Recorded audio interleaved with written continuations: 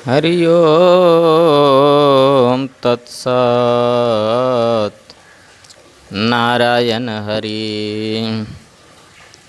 हरि ओम तत्सत्। नारायण हरि।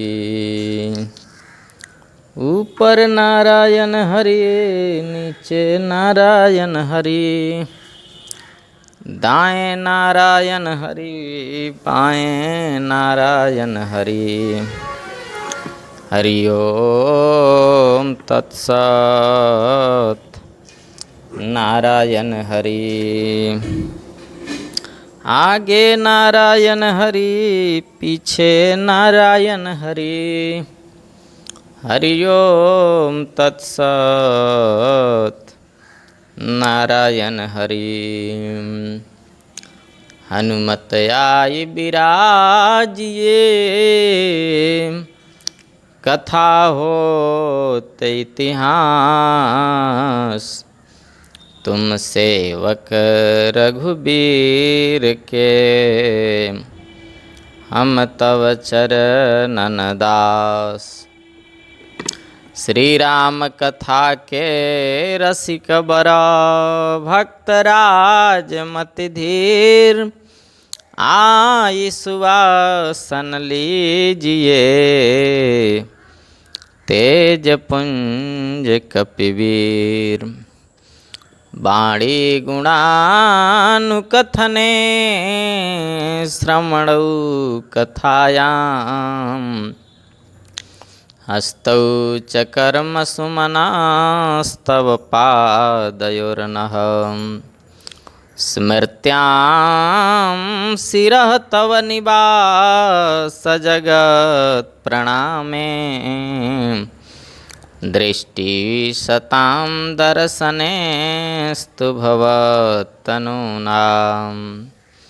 जय जय श्री राधा रमण, जय जय नवल किशोर।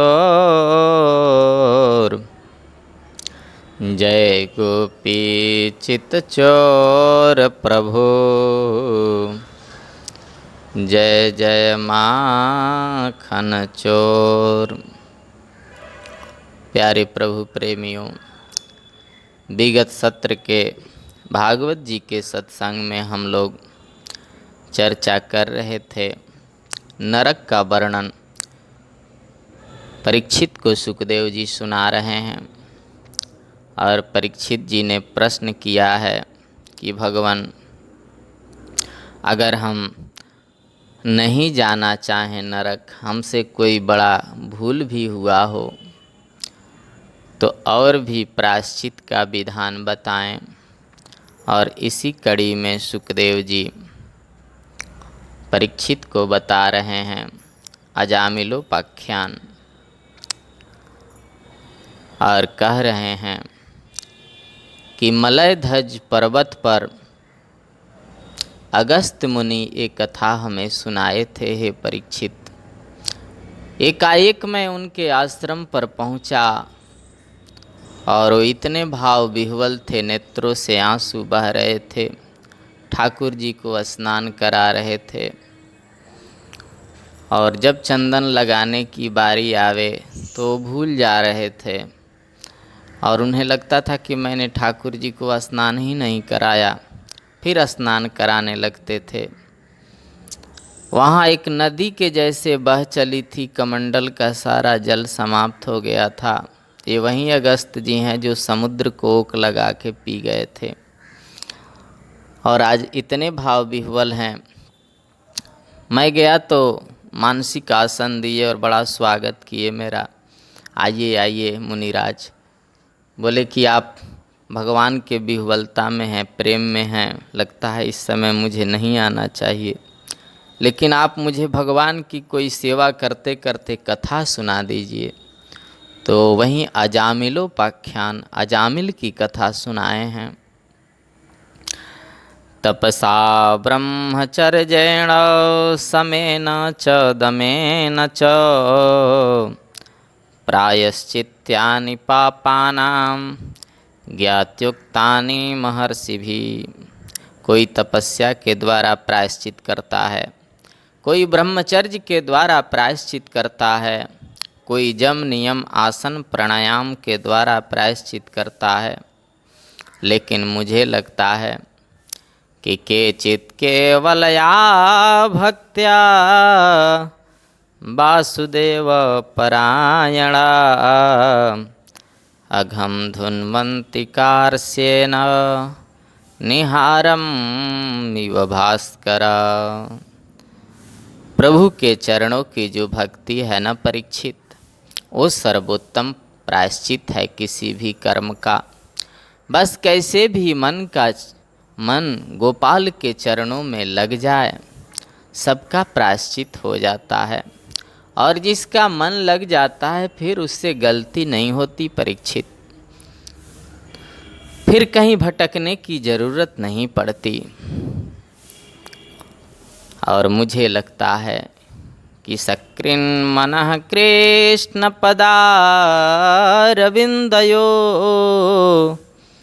निवेशितं तद्गुणरागियैरिह न तेजमं पाशभृतस्य तद्भटान् स्वप्नेऽपि पश्यन्ति चेर्न निष्कृता। ऐसा भगवान सुखदेव बता रहे हैं। सकृन् मनः, एक बार भी जिसका मन भगवान के चरणों में लग जाए भटकने की ज़रूरत नहीं पड़ती। एक बार भी जिसने प्रभु के नाम का उच्चारण कर दिया अंत समय में, क्योंकि पहले से जब अभ्यास रहेगा तब भी अंत समय में उच्चारण होगा, वो जमराज के पुरी में कभी स्वप्न में नहीं जाता, ऐसा शास्त्रों का मत है। लेकिन राम में जब स्वाद आने लग जाएगा, गुरु के द्वारा दिए गए नाम में जब स्वाद आने लग जाएगा, मन लग जाएगा, तभी ये संभव होगा। और मुझे एक बात याद आ गई राजन, वहीं जो अगस्त्य मुनि मुझे मलयध्वज पर्वत पर सुनाए थे, वही कथा मैं तुमसे कहता हूँ। कान्यकुब्जे द्विजः कश्चित् दासीपतिरजामिल नाम्ना नष्ट सदाचारो दास्यासन सर्गदूषिता। कान्यकुब्ज गोत्र में एक पंडित जी प्रकट हुए, ध्यान से सुने। उनका नाम था अजामिल। बहुत अच्छी कथा है। अजामिल जी की एक पत्नी है, एक नन्हा सा बालक है। हमारे मन में काम को प्रवेश पाने के दो रास्ते हैं, आंखें और कान। कानों से गंदा गीत सुनेंगे तो मन में काम प्रविष्ट होगा, आँखों से नग्न नृत्य देखेंगे तो भी काम प्रविष्ट होगा। इन दोनों पर जिसने काबू पा लिया वो भक्ति के मार्ग पर अबाध गति से चल सकता है। इसलिए गृहस्थ धर्म सबसे श्रेष्ठ है। काम पर विजय तभी प्राप्त होगा। और ध्यान रखिए, 90% भगवान को पाने वाले भक्त गृहस्थ ही थे। पूरा भक्तमाल भरा पड़ा है। अजामिल सुंदर भी है, सुशील भी है, पढ़ा लिखा भी है, निश्चित रूप से विद्वान है, कर्मकांड में बड़ी प्रवृत्ति भी है, पर आंखें थोड़ी कमज़ोर है। आंखें कभी कभी बहक जाती है। बोलिए नारायण हरि। अजामिल की पत्नी सुंदर है, बच्चा भी अच्छा है। और एक बार कहीं गया था, किसी नर्तकी को देख लिया। हाँ, कोई वेश्या ही थी। उसकी गोरी चमड़ी को देखा, सोई पंडित जी फिसल गए और उसके पास जाकर के बोले कि तुम हमारे घर चलो। अब वो तो आ गई, पैसा चाहिए। और घर पे आते ही पहला प्रश्न किया, ये कौन है? बोले हमारी धर्म पत्नी जी हैं। बोले पत्नी फतनी रहेगी तो मैं नहीं रह सकती, या तो तुम पत्नी को रखो या मेरे को रखो। ऐसा आकृष्ट हो गया ये ना समझ, उसकी गोरी चमड़ी पर अपनी पत्नी को त्याग दिया। एक बात कहूँ, ये ज़्यादा पढ़े लिखे जो लोग होते हैं ना, थोड़ा अंदर की बात है, ज़्यादा जो पढ़े लिखे होते हैं ना, वो या तो कोई गलती करते नहीं और करते हैं तो फिर अव्वल दर्जे की करते हैं, छोटी मोटी नहीं करते। बोलिए नारायण हरि। ऐसी प्रवृत्ति हो जाती है। पत्नी को निकाल दिया।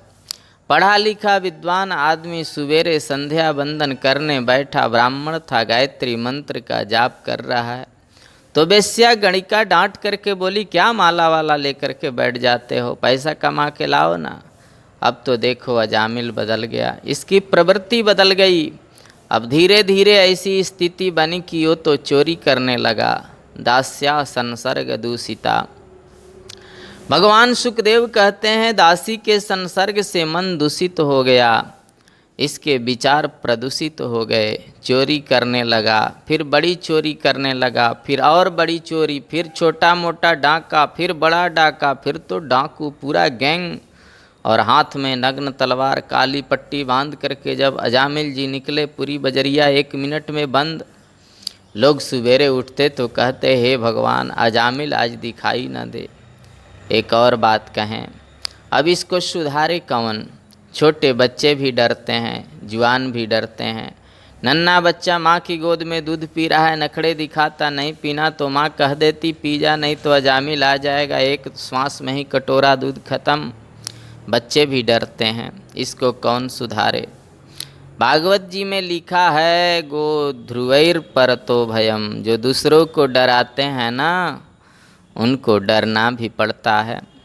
और जो कभी डराते नहीं हैं ना, वो कभी डरते भी नहीं हैं। ये बड़े बड़े तस्कर और बड़े बड़े अराजक कार्य करने वाले जो लोग हैं, उनको रात में चैन से नींद नहीं आती। 24 घंटे एक ही चिंता रहती है, पुलिस की कौन सी गोली छाती चीर के निकल जाए क्या मालूम। क्योंकि वो दुनिया को डराते हैं तो उनको डरना पड़ता है। पर जो संत कभी किसी को डराता नहीं, वो जंगल में वृक्षों के नीचे सो जाता है, कोई डर नहीं। हाँ अच्छा, वैष्णव जगत में 2 बड़े पवित्र धाम हैं, श्री वृंदावन धाम और श्री अयोध्या धाम। और अयोध्या और वृंदावन के संतों में कभी कभी बड़ा मनोविनोद होता रहता है, बहुत आनंद आता है। और महाराज बहुत मधुर मधुर संत जन चुटकी भी लेते रहते हैं। वृंदावन के एक संत को अयोध्या के संतों ने थोड़ी हंसी उड़ा दी और कहा कि माखन चोर के गांव से आया है। तो संत बोले, कन्हैया को जसोदा ने बांधा था ना महाराज जी ओखल में, तो कृष्ण जो हैं उलू खलांग्रे परि व्यवस्थितम मरकाय कामम दधत शुचिस्मितम। कन्हैया ओखल पर चढ़ गए और बंदरन को माखन लुटाने लगे। तो वे संत ने थोड़ी हंसी की, बोले कि संत जी ने कहा कि इसलिए लुटा रहे थे बंदरन को माखन।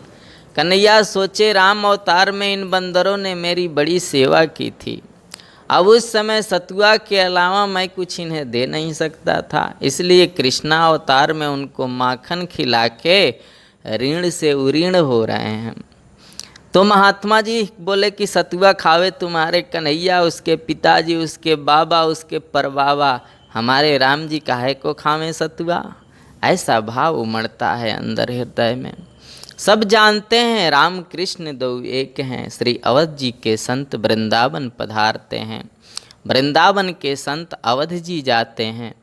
अयोध्या की संत मंडली श्री राम श्रीधाम वृंदावन आ रही है। रास्ते में पड़ता है अजामिल का गांव। हाँ, कान्यकुब्ज गोत्र का था न, कन्नौज का। पहले हमारे प्राचीन भारत में संतों की मंडली चलती थी, अभी भी कभी कभी चलती है। अपने आश्रम में भी रात के 10-10, 12, 15-15 संत एक बार आ जाते हैं, उनका सब व्यवस्था होता है। वो लोग बड़ा कीर्तन भजन करते हैं, बनाते हैं प्रसादी। कुछ लोग शीत प्रसाद के लिए भी बैठ जाते हैं, उन्हें भी शीत प्रसाद मिलता है। और फिर कल हो करके वो लोग कुछ खाते पीते नहीं हैं, और फिर संध्या बंदन पूजन करके अपना प्रातः चल देते हैं। लेकिन आते हैं मंडली में। अब व्यवस्था बदल गई, अब 4 चक्का गाड़ी से लोग आते हैं। पहले जमात चलती थी, साथ में भगवान की डोली भी चल रही है, मृदंग बज रहे हैं, संत कीर्तन करते चल रहे हैं। जिस गांव में पहुँचे रात हो गई, वहीं पे रुक गए, वहीं भंडारा हो रहा है, वहीं सत्संग हो रहा है। सवेरे फिर यात्रा शुरू। कभी किसी तीर्थ में जा रहे हैं, कभी किसी तीर्थ में। गांव के लोग आगे बढ़ बढ़ के सेवा करते। अभी अयोध्या के जो संत जन हैं बड़े भाव बड़ी श्रद्धा से वृंदावन आ रहे हैं और गोविंद के नाम का कीर्तन करते आ रहे हैं। अब हुआ ऐसा कि अजामिल का गांव रास्ते में पड़ गया। एक शिष्य बोले, गुरुजी अब रात्रि होने को आई, यहीं पे आज किसी भक्त के यहाँ डेरा डालो। संतों की भाषा भी बड़ी विचित्र होती है। वो मूर्ति बोला करते हैं। मूर्ति 25 मूर्ति हैं। रोड के किनारे कोई खड़ा था नालायक आदमी, जो लायक नहीं वो नालायक। बोले, संतों ने पूछा, बच्चा हम 25 मूर्ति हैं। हाँ, हम श्रीधाम वृंदावन जा रहे हैं। अब रात्रि होने को आई, तो इस गांव में किसी भक्त का घर हो तो बताओ, उधर ही विश्राम करेंगे, उधर ही भंडारा होगा। उस नालायक आदमी ने देखा और सोचा, बड़े आए तिलक फोटा लगा के बाबा जी, ऐसे भगत के घर भेजूंगा, जीवन भर याद रखेंगे। अब वो क्या समझे महात्मा। बाबा, हमारे गांव में तो सबसे ऊंचा भगत अजामिल है, आप अजामिल के घर चले जाइए, सुनिए भोजन भी मिलेगा, दक्षिणा भी मिलेगी, और प्रभु ने चाहा तो आपकी पूजा भी हो जाएगी। अब संतों को क्या मालूम कि ये कौन सी पूजा की बात कर रहा है। बेचारे मृदंग बजाते, चिमटा बजाते, सीताराम का झंडा लेके रामदास आगे चल रहे हैं। अजामिल के घर के द्वार पे झंडा गाड़ दिया। ये तो बढ़िया हुआ अजामिल घर पे नहीं था, बड़ा करुण दृश्य उपस्थित हो जाता। अजामिल की पत्नी भीतर से निकली, महात्माओं को देखा, जटाधारी, मठाधारी, सोटाधारी, लोटाधारी, भभूतिधारी, तुम्माधारी, त्रिशूलधारी, चिमटाधारी, बड़े अद्भुत विचित्र संत हैं। ऊर्ध्वपुंडधारी, त्रिपुंडधारी, कहिए किससे मिलना है। बेटी, भगत अजामिल कहाँ है? गुरुजी आए हैं, आज यहीं विश्राम होगा, आज यहीं संत भगवान विराजेंगे, यहीं भंडारा होगा। जल्दी बुलाओ भगत अजामिल को, जिनके घर पावन भय संत पधारे आए। उस वेश्या के आँखों में आंसू आ गए और कहा, बाबा आप गलत जगह पे आ गए हैं। मेरी माँ कहती थी, बेटी कुछ भी करना पर संतों से झूठ मत बोलना। मेरे घर में इतनी पवित्रता कहाँ जो मैं आपको पानी भी पिला सकूं। मेरा पति तो यहाँ का नाम चिन्ह डाकू है महाराज, बड़ी नामी गिरामी है, और संतों को देखते हैं तो क्रोध में आग बबूला हो जाते हैं। और मैं तो मेरे घर में तो कहाँ पवित्रता है जो आपको जलपान करने को कहूँ। मेरे रसोई घर में तो इतनी अशुद्धि है कि मैं आपको जल भी नहीं दे सकती। कोई बात नहीं बच्ची, हमने कोई भगत से पूछा, वो इधर का ही पता बता दिया, तो अपन लोग आ गए। अभी जाते हैं, आगे वाले गांव में रुक जाएंगे, कोई बात नहीं। संत जब जाने लगे तो उस वेश्या के आँखों में आंसुओं की धार बह चली और मन में सोचने लगी, इस जन्म में मैंने कुछ अच्छा किया मुझे स्मरण नहीं है। जरूर मेरे पूर्व जन्म का आज सुकृत उदय हुआ है जो मेरे घर बिना बुलाए संत आ गए।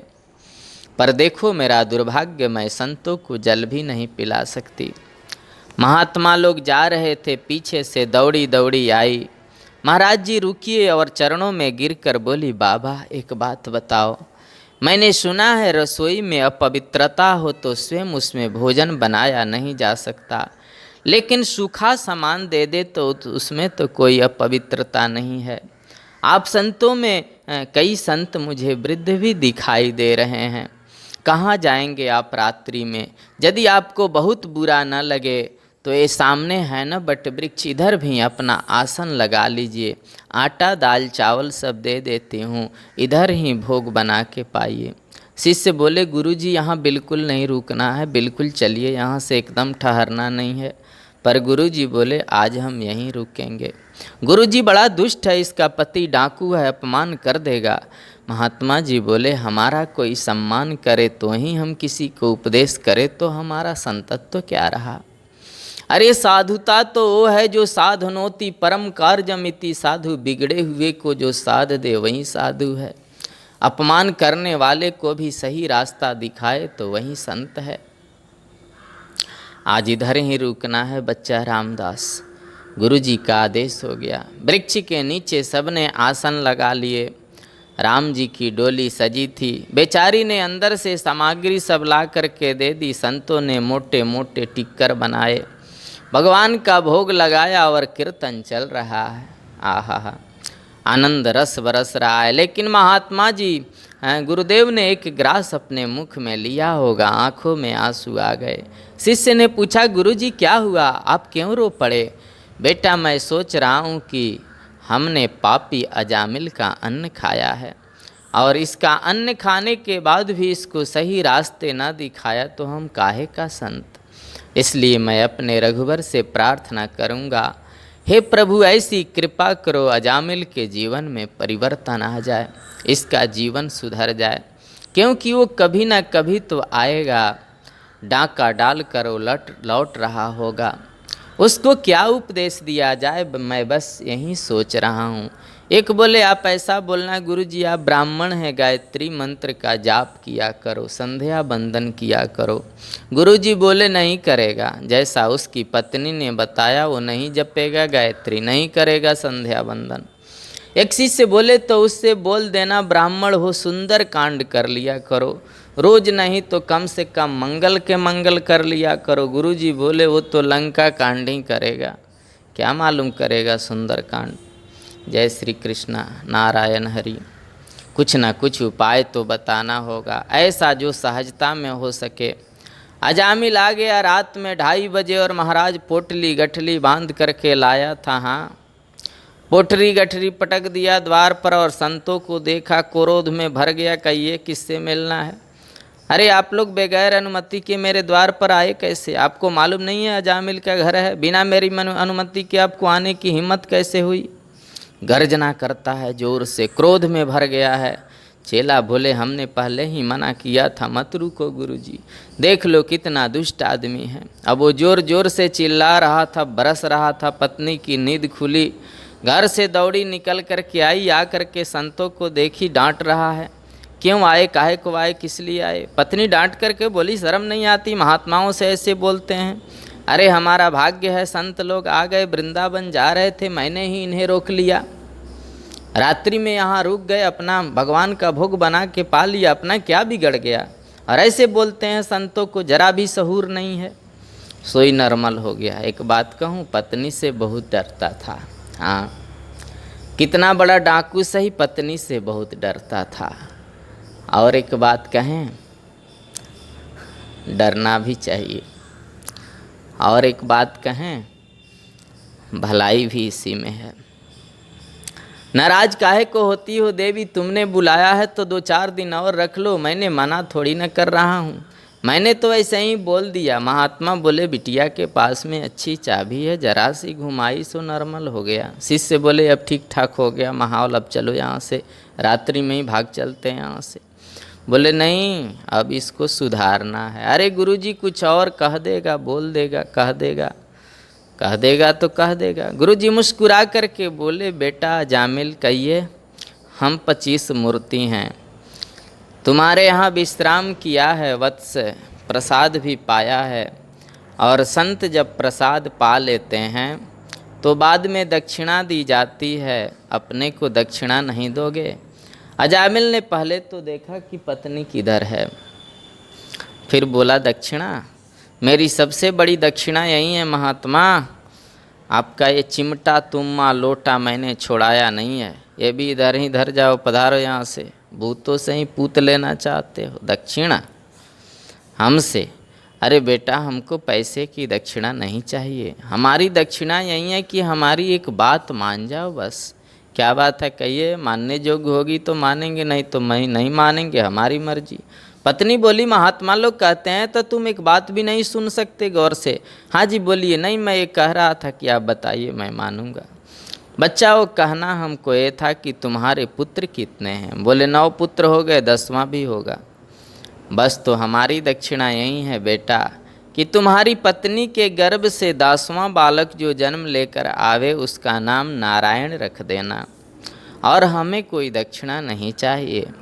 अजामिल बोला ये तो कोई पुराना सा लगता है, कोई नया रखेंगे। पत्नी बोली महात्मा लोग कह रहे हैं तो बच्चे का नाम नारायण नहीं रख सकते तुम? बोले तुम कहती हो तो रख लेंगे। तस्य प्रवयसः पुत्र दशतेषां तुजो मम बालो नारायणो नाम्ना पित्रोश्च दयितो भृशम। उसने कालांतर में अपने 10वें पुत्र का नाम नारायण रख दिया। देखो कितना सुंदर सहज उपाय बताया संतों ने, सहज उपाय। वैसे नाम नहीं जपेगा, ऐसे तो ले ही लेगा 10-5 बार। अब जब भी जाता, अजी नारायण जी कहाँ हैं? जी पिताजी आया, आओ बेटा घूमने चलते हैं। अरे भाई नारायण कहाँ है? जी पिताजी। अरे बेटा आओ एक कार्य करना है। अब दिन में 10-5 बार तो नारायण का नाम निकल ही जाता उसके मुख से, लेकिन पाप में तो कोई कमी नहीं आई। भगवान सुखदेव कहते हैं मृत्यु का समय जब आया, जमराज के दूत उसके गले में रस्सी बांध कर खींच कर ले जा रहे हैं। मरते समय आदमी ज़्यादा तड़पने लगे तो समझना जमराज के दूत उसे लेकर जा रहे हैं, और वो मरने वाले को ही दिखाई देते हैं और किसी को दिखाई नहीं देते। बगल में कोई खड़ा हो उसको नहीं दिखते। अजामिल को जमराज के दूत आए हैं खींच करके ले जाने, जोर से चिल्लाता है अरे कोई बचाओ, अरे कोई बचाओ, अरे कोई आओ, ये कौन मुझे ले जा रहे हैं? अब वहाँ कौन आवे?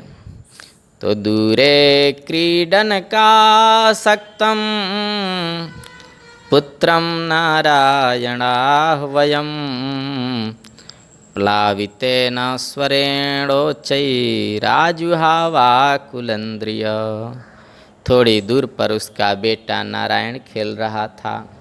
चिल्लाया पूरी शक्ति से नारायण आओ, नारायण मुझे बचाओ, लेकिन ये नाम तो मेरे प्रभु का है। और मृत्यु के अंतिम क्षणों में इसने प्रभु का नाम उच्चारण किया, बिल्कुल स्पष्ट, एकदम सीधा, नारायण बचाओ। प्रभु नारायण के 4 पार्षद आ गए। और मैंने कहा था सत्संग में कि परमात्मा के धाम में रहने वाले जो जीवन मुक्त महापुरुष होते हैं, उनकी आकृति, उनका स्वरूप बिल्कुल भगवान जैसा हो जाता है। ऐसा लिखा है, सर्वे वैकुंठ मूर्तयः, सब वैकुंठ रूप हो जाते हैं। बड़ा सुंदर वेश था, वर्णन किया है भागवत जी में। सर्वे पद्मपला साक्षात् पीतकौसेयवाससः किरीटिनः कुंडलिनो लसत्पुष्करमालिना। इतने सुंदर हैं प्रभु के पार्षद। छोड़ो इसको पकड़ के नरक में ले जाने का आपको कोई अधिकार नहीं है। जमराज के दूत बोले साहब काहे को डांटते हो, हम भी तो कोई ऐसे वैसे नहीं हैं, धर्मराज के सेवक हैं। अब देखो अजामिल को दोनों दिखाई देते हैं, इधर जमराज के दूत हैं, इधर परमात्मा के पार्षद हैं। तो भगवान के पार्षदों ने जमराज को दूतों से पूछ ही लिया, यदि तुम लोग धर्मराज के सेवक हो तो जानते हो धर्म की परिभाषा क्या है?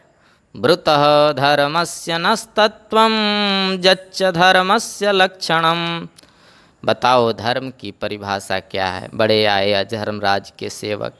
दूत बोले नहीं नहीं, हमने परिभाषा बता रहे हैं, हमने सब याद रखा है कि वेद प्रणिहितो धर्मो ह्यधर्मस्तद विपर्जय वेदो नारायणः साक्षात् स्वयंभूरिति सुश्रुमा। वेद ने जिसका प्रतिपादन किया उस पर चलना ही धर्म है। आज का चर्चा इतना ही, शेष भाग अगले सत्र में।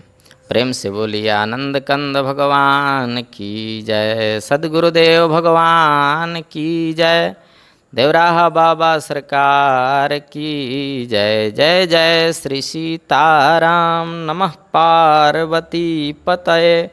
हर हर महादेव शंभो।